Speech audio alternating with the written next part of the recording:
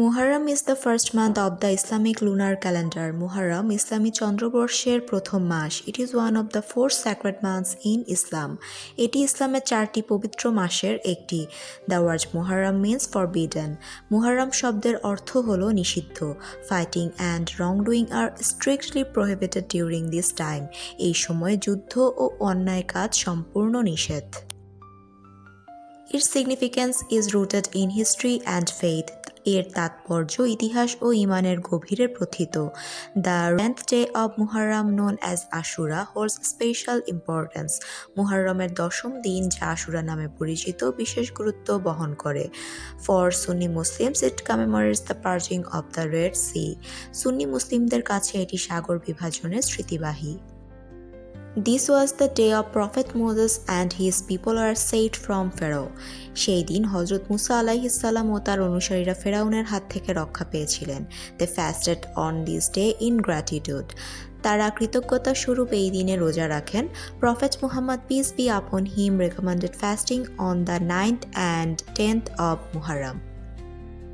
হযরত মুহাম্মদ সাল্লাল্লাহু আলাইহি ওয়াসাল্লাম মুহররমের নবম ও দশম তারিখে রোজা রাখার পরামর্শ দিয়েছেন। This practice cleanses sins and brings spiritual rewards.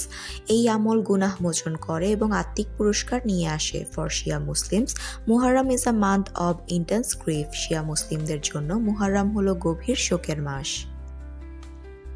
They remembered the martyrdom of Imam Hussain, the Prophet's peace be upon him grandson. তারা ইমাম হুসাইনকে স্মরণ করেন, যিনি ছিলেন নবীজি সাল্লাল্লাহু আলাইহি ওয়াসাল্লামের দৌহিত্র। He was killed at the Battle of Karbala on Ashura on 680 AD.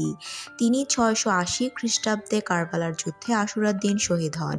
Mourning rituals are held throughout the month. সারা মাস জুড়ে শোকানুষ্ঠান পালিত হয়। Participants listen to sermons and recite elegies. অংশগ্রহণকারীরা বক্তৃতা শোনেন এবং শোকগাথা পাঠ করেন। These acts display their deep sorrow and loyalty.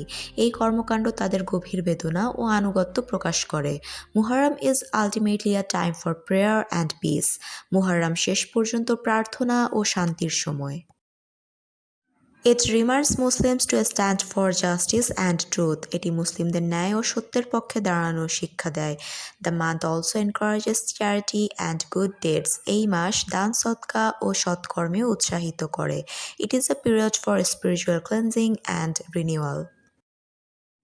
এটি আত্মিক পরিশুদ্ধি ও নবায়নের সময়। Muslims of all traditions respect this holy month. সব মতাবলম্বী মুসলিম এই পবিত্র মাসকে সম্মান করে। They use it to strengthen their connection to Allah.